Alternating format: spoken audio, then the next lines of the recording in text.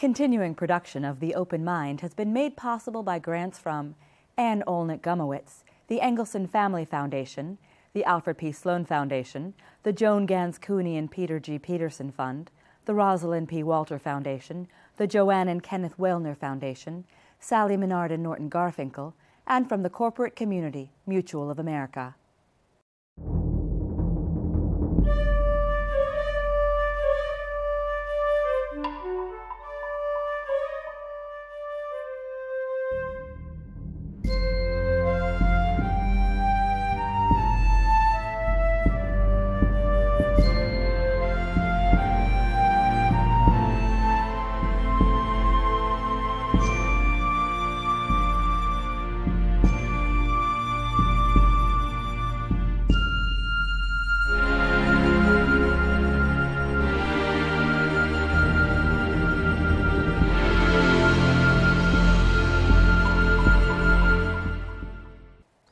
I'm Alexander Hefner, your host on The Open Mind.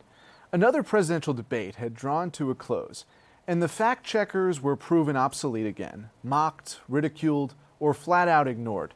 Welcome to American politics circa 2016. In its aftermath, my eye caught a cathartic New York Times op-ed. Googling is believing, trumping the informed citizen. One that explained beautifully our pseudo-enlightened state, and the author today is our guest. A professor of philosophy, Michael Lynch is director of the Humanities Institute at the University of Connecticut. His new book is The Internet of Us, Knowing More and Understanding Less in the Age of Big Data, which the New Yorker called fascinating, and Booklist a bracing challenge to Internet enthusiasts. I implore you all to read this critically important text to rediscover our inner Socrates. Therein lies a most illuminating account of the fragmentation of information and knowledge, between which Lynch draws a distinction. So shall we begin there, Michael? A pleasure to be with you. Well, thanks so much for having me. So I think the thing that really grabs me about what's going on in the election right now is the fact that on the one hand, we seem to have so much information about what the candidates are doing, so much information about their views, information supplied by them, by their daily or nightly tweets, for example, and of course by the news media, which many of the candidates like to revile as the media or the big media.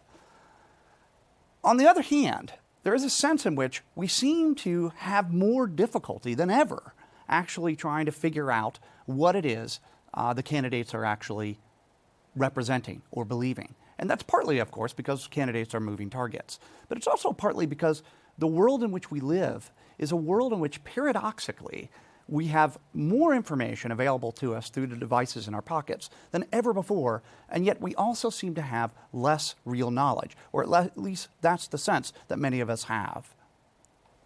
So what is, for our viewers, what is the difference between informing in the digital age and knowing in the digital age?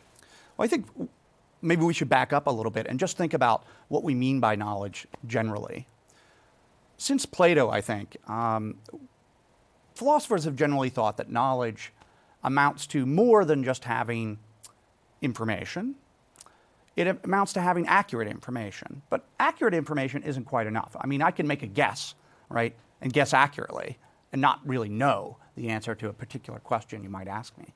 So having information that's accurate and also grounded in some way, sort of warranted, justified by reasons or evidence, that's what we typically, philosophers at least, and I think a lot of folks, typically sort of think knowledge is. It's accurate information that's grounded in some way. The grounding part is the hard part. There lies the rub. There is the rub indeed.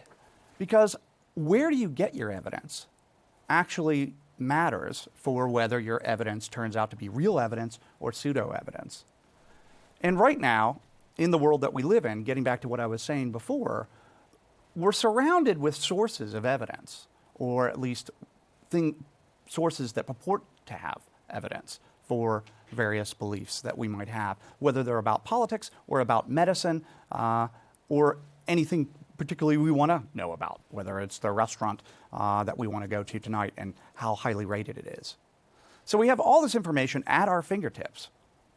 And yet that information, because it's so much information, makes it very difficult for us as human beings to sort through it. So as a result, we sort of take, as human beings generally do, shortcuts.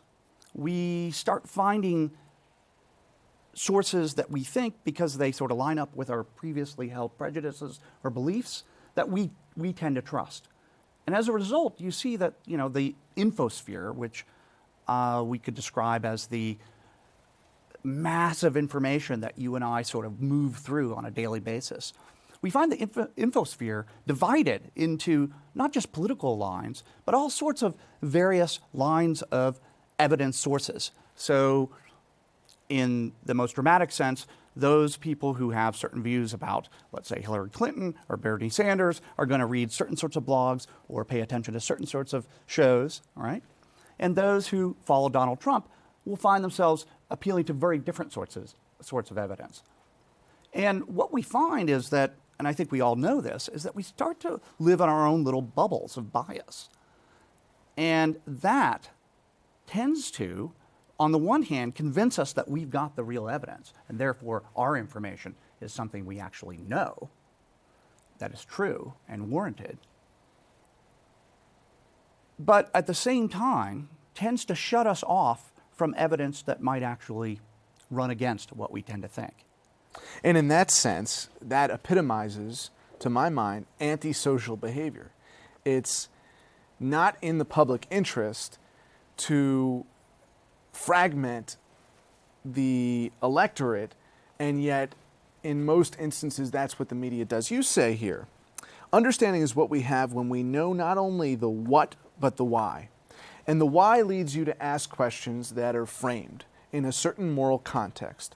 So as the philosopher, I was going to ask you, how do we extricate ourselves from those bubbles? But I'll ask you a different question first, which is, knowing that those bubbles exist, what, to your mind, explains the opposite, the polarization of our morality that veers us to two totally separate sets of questions when answering what is that understanding?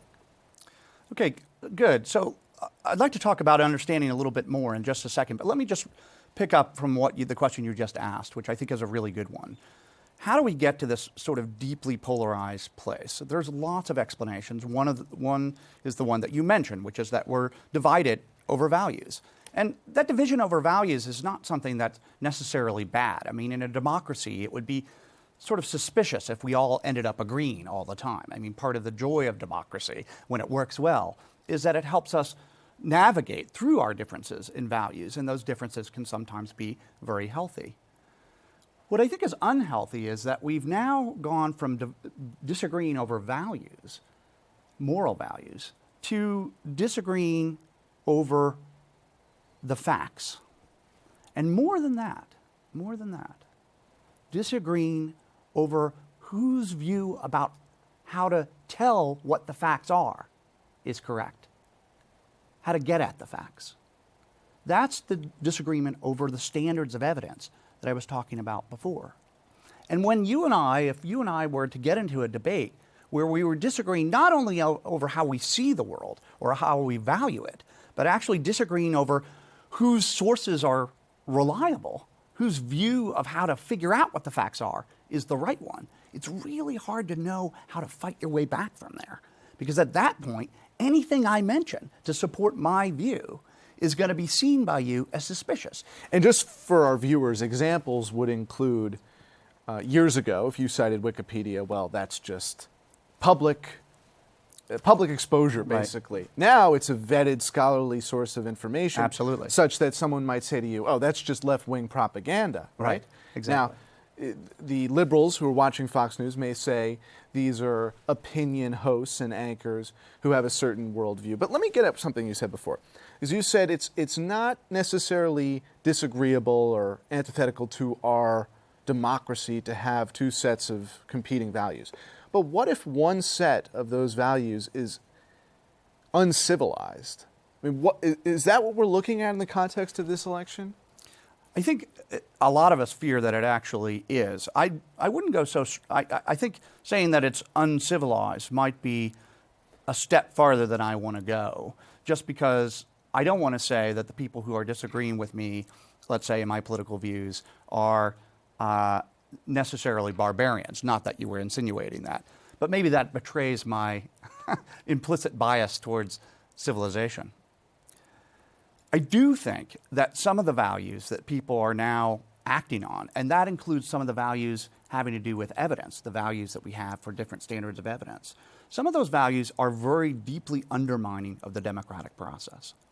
When you start thinking that protesters, for example, at political conventions need to be bullied or perhaps deserve to be punched in the face, as one recent was a presidential candidate, whose name I don't need to mention, has recently said, then what we're actually doing is not supporting the values of deliberation or discussion.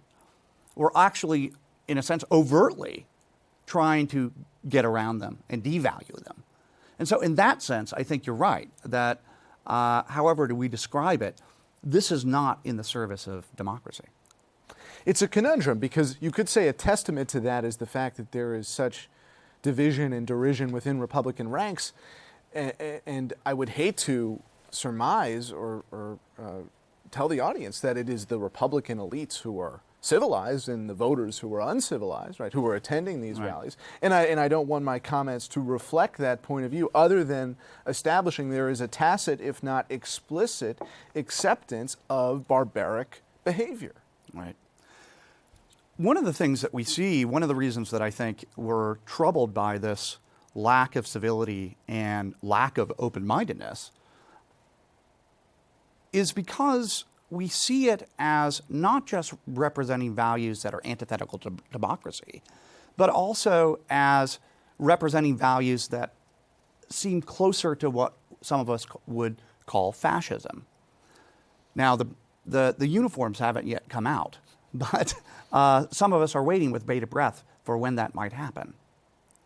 So I do worry that the issues that you're pointing to are actually out there. Now, one of the things I think we need to think about here is what is it in our belief system, or some of our belief systems, what is it in our culture that's encouraging this sort of behavior? What is it that we might point to, not just in, let's say, some of the voters who are supporting this candidate, but in the entire culture, to make us think that this sort of behavior, this sort of lack of discussion, this sort of incitement to violence is suddenly seen as appropriate.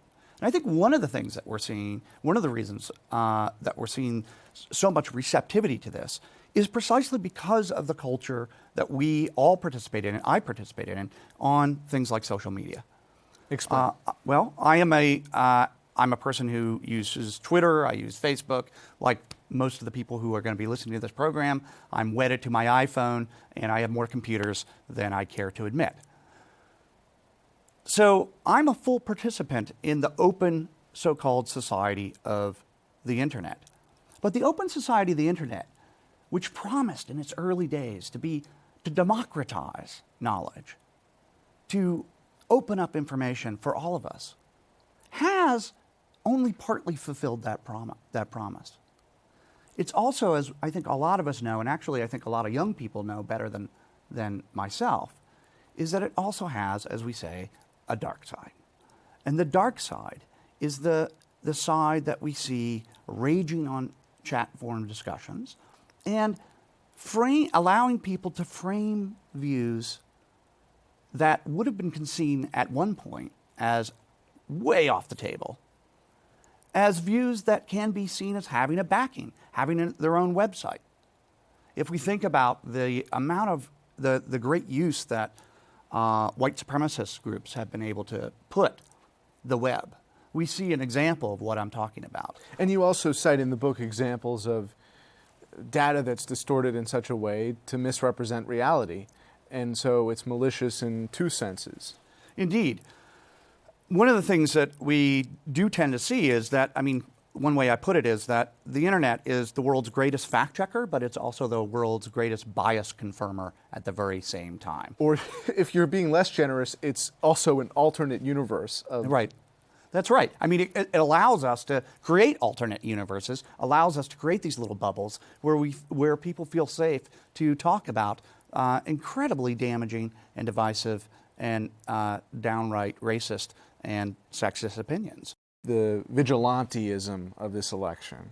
Right. Well, you think about that as sort of feeding right out of the vigilantism that we see in our digital online life. The norms, in other words, that we're adopting in that life, the digital life, are not surprisingly affecting the norms that we're living our political life by. They're becoming one and the same norms. And in some ways, that's really great, because I do want to emphasize that there's no doubt about it that the internet has democratized information in the sense that it has allowed more people more access to more information than ever before. But well, that again, the rub, because if it's access to faulty data, then is it really democratization, or is it the opposite? Indeed. The information that's out there is so available to us in a very intimate way, right there in our pockets, right there on our wrists, that it leads to a sort of epistemic overconfidence. Epistemic meaning overconfidence about what we think we know. We tend to think that we know more than we do because we have it, we think, right there. I mean, Google has become our sort of epistemic pacifier.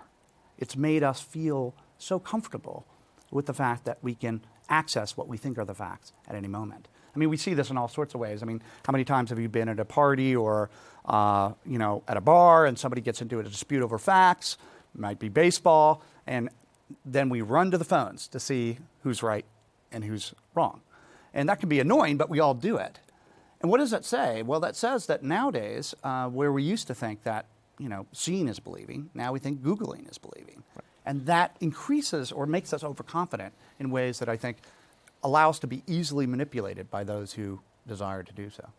That's the what when you Google and find an answer. That's not necessarily the why. In most instances, it's not the why. You write, so understanding, into your deep dive, you write. So understanding is a kind of knowing that involves grasping relationships, the network or parts and whole. The reason that I say in the book that we know more, and in a sense, as I was just saying, we do, in one sense of know more, because of the digital life that we all live. But we don't necessarily understand more. And by understanding, I mean exactly what you were talking about. To understand something, I need to understand how some fact depends on some other set of facts. So, for example, to understand why a particular disease, like Ebola, spreads in the way that it does, in the way that a scientist does understand that, is to understand the underlying, in that case, underlying causes. To understand how a particular proof follows from a set of theorems is to understand why there are certain logical connections between various propositions. And to understand why a particular political candidate might say this or that, you need to understand why, what they're saying depends on the political context that they're in now. All these things require going past just a list of facts, which is what Google is really good at giving us. It gives us, and that can be a great basis for understanding. Of course it can be, just like a textbook can be. But you're not going to go deeper. You're not going to see how things fit together if you're not willing to go past just a list of facts and start to ask critical questions about why it's this depends on that as opposed to the other way around. You point to, in your Times op-ed, an example of, which I alluded to at the beginning of the conversation, Senator Rubio encouraging voters to Google a question of Donald Trump's employment practices, in this case allegedly and factually based, at least partially, according to PolitiFact, the illegal hiring of undocumented workers at one of his resorts. And the fact that despite the rating PolitiFact assessed, it didn't yield any greater consciousness, and it's emblematic of our discussion. In that debate and earlier debates, various candidates and the news media called out Donald Trump on saying things that were just factually incorrect. they encourage, as Marco Rubio did, for people to look it up themselves. Trump has no fear of contradiction. He has no fear of contradiction. And that is a very useful thing in a land where we're constantly being bombarded by contradictory information. Right. And just because, if you think about it, anything follows from a contradiction. Anything. If I say to you 2 plus 2 equals 4, but it doesn't, well, one can logically derive anything. So that allows when contradictions are espoused, it allows people to draw the inferences that they want, to see whatever they want in what he's saying. And that's, once you realize that can be a very useful tool to the person who is not afraid of being caught up in inconsistency. Also, understanding less is a consequence. I think I agree with Jill Lepore of a politics that is personality and ego-driven in so many instances. So this is a contemporary history of the philosophy surrounding this subject, but when do you think that we became desensitized at the expense of our focus on personality? We became desensitized to that paradox or that contradiction, that we just put our head in the sands effectively. Right. Well, in this sense, I maybe a little bit different than Jill. I think that human beings have always had a penchant for following the strong personality. I think human beings are probably hardwired to some extent to be attracted to the person who has the loudest voice in the room. I also think it's sadly true that human beings are really good at ignoring the evidence and cherry picking the evidence so that it conforms with what they think. And I think there's been a lot of evidence from psychology in the last 100 years to show that. What's changed, I think, is the medium that allows the ego to convey itself to the public stage. We've never lived in a time where people have a better ability to get right in the heads of other people, to touch their emotions. I think it's fair to say that the media have not been as able to perpetuate that cycle in the Luddites' world. And we both participate in social media, but have this fantasy, or at least are sympathetic to the Luddite in that context, right? And I think it's in this particular context of, you run an institute dedicated to humility, the values of humility, and the values of conviction. And today, in the way manifestly that the media handle these subjects, they can't reconcile the two.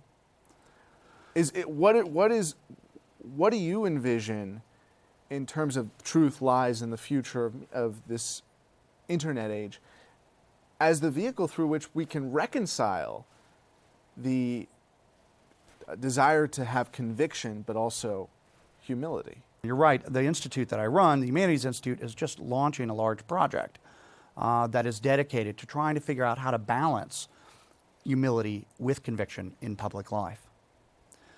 By humility here, I mean what we might call epistemic or intellectual humility. And by that, I mean being willing to see your own belief system as open to improvement. Being willing to see your own belief system as open to improvement, which is both something that we value in ourselves and others, but also in democracy. We want our citizens to be able to exchange reasons for their views. And we want to see ourselves, at least some of the time, as being able to change for the better. At the same time, of course, it's really, as you just said, it's really important in a democracy and otherwise to have convictions. You can't have a democracy if people are just lounging around being apathetic. Right now, we see plenty of conviction in the presidential debate, not a lot of humility. Now, the question you asked was, what's the vehicle for improvement? Well, I think perhaps paradoxically, part of that vehicle for improvement is the very media landscape and the Twitterverse that I've been so far criticizing. Because I think there's no getting around, it's not going away. I don't want it to go away. I think that the ability that we have to get inside each other's heads, as I said, can have a dark side, but can it also have a really good side? And so part of what we need to do, surely, is figure out how to get the norms and values that we think allow for that balance of humility and conviction to play a role in the world of the digital world in which we live. And I think that one way of doing that is to try to get people to see, through education, the value of having discussions like this. So one of the things that my project is doing is funding a summer institute for high school teachers, bringing them in to the institute to talk about how to teach divisive issues in their classrooms in high school. Issues like climate change, race, and evolution, and so forth, in ways that allow the students to actually get their convictions on the table, but also see that maybe some of those convictions can be open to improvement. And I think that unfortunately, that last answer in our conversation, for which I thank you, Michael, underlies that basic point that in order to have conviction or humility, you need a value system, a belief system. And that, my friend, may explain the present circumstance, because if absent a belief system... Right. Absent a belief system, you have nothing to improve. And that is, one of the things that, I think we both worry about is the fact that, there's the people out there with convictions. There's also the people who, and there's always like this, and sometimes all of us are like this. Just, some of us all of us are apathetic about some things that we should have more conviction about. I mean, I certainly can say that for myself. But being apathetic or lacking conviction, lacking interest, lacking a value system allows you to be pushed around by those who do have the conviction, and especially by the people who have conviction and lack humility. Michael, pleasure having you on the show. Thank you so much. And thanks to you in the audience. I hope you join us again next time for a thoughtful excursion into the world of ideas. Until then, keep an open mind. Please visit the Open Mind website at 13.org/openmind to view this program online or to access over 1,500 other interviews. And do check us out on Twitter and Facebook at Open Mind TV for updates on future programming.